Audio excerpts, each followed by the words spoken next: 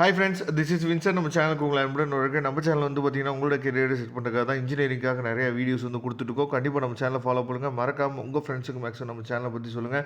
அது மட்டும் இல்லாமல் நம்ம சேனலோட வாட்ஸ்அப் குரூப்பில் கண்டிப்பாக ஜாயின் பண்ணுங்கள். வாட்ஸ்அப் குரூப்பில் ஜாயின் பண்ண முடியல அப்படின்னா நம்ம சேனலோட டெலிகிராமில் ஜாயின் பண்ணுங்கள். எல்லாமே உங்களுக்கு ரொம்ப ரொம்ப யூஸ்ஃபுல்லாக இருக்கும் நம்ம போடக்கூடிய வீடியோஸ் எல்லாமே. ஓகே, இப்போ வந்து நம்ம பார்க்க போகிற பேப்பர் வந்து பார்த்தீங்கன்னா எலக்ட்ரானிக் டிவைஸ் அண்ட் சர்க்யூட், சரியா? அதாவது இடிசி பேப்பர், இசிஇ டிபார்ட்மெண்ட்டில் இருக்கக்கூடிய இடிசி பேப்பர், சரியா?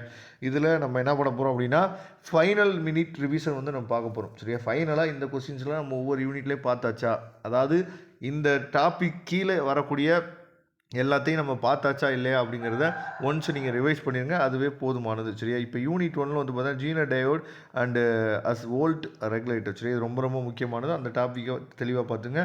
அதுக்கப்புறம் பிஎன் ஜங்ஷன் டயோட், சரியா? அதுக்கப்புறம் ஃபுல் வேவ் ரிஃப்ளெக்டர், அதுக்கப்புறம் ஹாஃப் வேவ் ரிஃப்ளெக்டர், சரியா? ரொம்ப முக்கியமானது.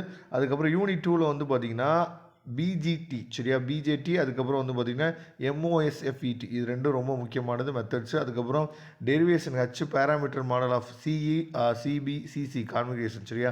அதை தெளிவாக பார்த்துங்க. அதே மாதிரி எம்ஓஎஸ்எஃப்இடியோட ஸ்மால் சிக்னல் மாடல், அதையும் தெளிவாக நீங்கள் பார்த்துங்க. அதுக்கப்புறம் யூனிட் 3ல் வந்து பார்த்திங்கன்னா அதாவது டிஃப்ரென்ஷியல் ஆம்பிளிஃபையர், அதுக்கப்புறம் பிஜேடி, சரியா? பேஸ்டு காஸ்கோட் ஆம்பிளிஃபையர், அதுக்கப்புறம் நியூட்ரலைசேஷன் மெத்தட், சரி? இதெல்லாம் ரொம்ப முக்கியமானது, அதையும் தெளிவாக நீங்கள் பார்த்துங்க. யூனிட் 4 பொறுத்த வரைக்கும் ரொம்ப முக்கியமான யூனிட் உங்களுக்கு தெரிஞ்சது தான் நெகட்டிவ் ஃபீட்பேக் ஆம்பிளிஃபையர், அதுக்கப்புறம் வந்து பார்த்திங்கன்னா வெயின் பிரிட்ஜ் ஆக்சிலேட்டர், சரியா? ரொம்ப முக்கியமானது. யூனிட் 4 வந்து ரொம்ப ரொம்ப முக்கியமானது, சரியா? அதிகமான கொஸ்டின்ஸ் வந்து கேட்குறாங்க, அதனால் யூனிட் 4க்கு அதிகமாக முக்கியத்துவம் கொடுத்து ப்ரிப்பேர் பண்ணுங்கள்.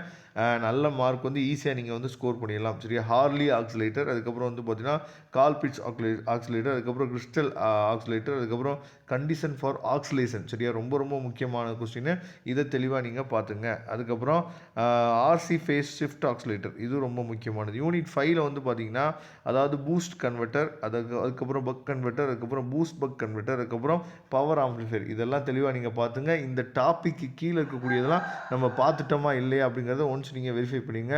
இதோட பிடிஎஃப் லிங்க் நான் டிஸ்கிரிப்ஷன் பாக்ஸில் கொடுத்துங்க, எடுத்து நீங்கள் யூஸ் பண்ணிக்கலாம். தேங்க்யூ ஃப்ரெண்ட்ஸ், நெக்ஸ்ட் வீடியோ பார்க்கலாம். அதுவரை உங்களுக்கு விடைபெறுவது உங்கள் நண்பன் வின்சென்ட். தேங்க்யூ.